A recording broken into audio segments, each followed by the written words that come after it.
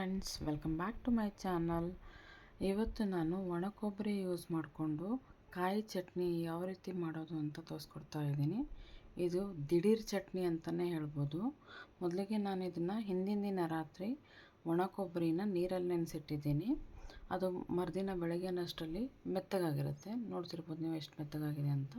ಇವಾಗ ಆ ನೆನೆಸಿರೋ ಕೊಬ್ಬರಿನ ಸಣ್ಣಗೆ ಹೆಚ್ಕೊಂಡು ಹಾಕ್ಕೋತಾ ಇದ್ದೀನಿ ಮಿಕ್ಸಿ ಜಾರಲ್ಲಿ. ಒಂದು 10ರಿಂದ 12 ಹಸಿಮೆಣಸಿನ್ಕಾಯಿ ಹಾಕ್ಕೋತಾ ಇದ್ದೀನಿ. ನೆಕ್ಸ್ಟು 8ರಿಂದ 10 ಬೆಳ್ಳುಳ್ಳಿ ಹಾಕ್ಕೊತಾ ಇದ್ದೀನಿ. ಒಂದು ಅರ್ಧ ಸ್ಪೂನಷ್ಟು ಜೀರಿಗೆ ಹಾಕ್ಕೊತಾ ಇದ್ದೀನಿ.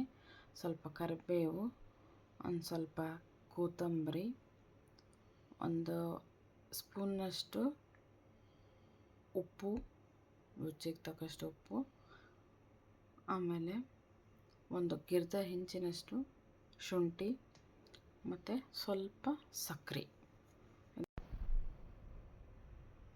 ಆಮೇಲೆ ಒಂದು ಅರ್ಧ ಬಟ್ಲಷ್ಟು ಹುರಿಗಡಲೆ ಪುಟಾಣಿ ಅಂತೀವಲ್ಲ ಅದನ್ನು ಹಾಕ್ಕೊಂಡು ಇವಾಗ ಇದನ್ನು ಗ್ರೈಂಡ್ ಮಾಡ್ಕೊಂಡು ಬರೋಣ ಬನ್ನಿ.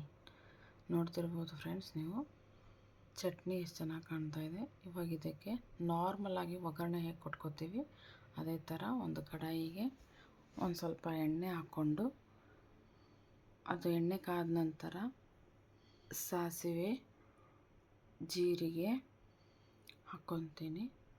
ಅದು ಚಟಪಟ ಅಂತ ಸಿಡಿದ ಮೇಲೆ ಉದ್ದಿನಬೇಳೆ ಹಾಕ್ಕೋತೀನಿ. ಆ ಉದ್ದಿನಬೇಳೆ ಕೆಂಪಗಾಗಬೇಕು, ಅಲ್ಲಿವರೆಗೂ ಇದು ಉರಿಬೇಕು ಚೆನ್ನಾಗಿ. ನೋಡಿ ಇಲ್ಲಿ ಇವಾಗ ಕೆಂಪಗಾಗ್ತಾ ಇದೆ ನೋಡಿ ಸ್ಲೋಲಿ. ಅದು ಕೆಂಪಗಾದಮೇಲೆ ಅದಕ್ಕೆ ಸ್ವಲ್ಪ ಕರಿಬೇವು ಮತ್ತು ಸ್ವಲ್ಪ ಕೊತ್ತಂಬರಿ ಸೇರಿಸ್ಕೊತೀನಿ. ಆಮೇಲೆ ಸ್ವಲ್ಪ ಅರಶಿನ ಸೇರಿಸ್ಕೊತೀನಿ.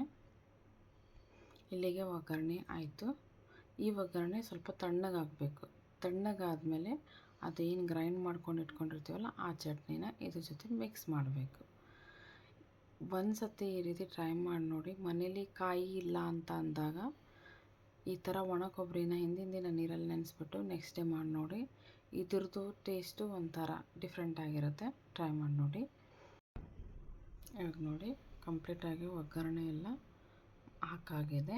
ಇವಾಗ ಇದನ್ನು ಕೂಲ್ ಆಗೋದಕ್ಕೆ ಬಿಡಬೇಕು. ಗ್ಯಾಸ್ ಆಫ್ ಮಾಡಿಬಿಟ್ಟು ಕೂಲ್ ಆಗೋದಕ್ಕೆ ಬಿಡಬೇಕು.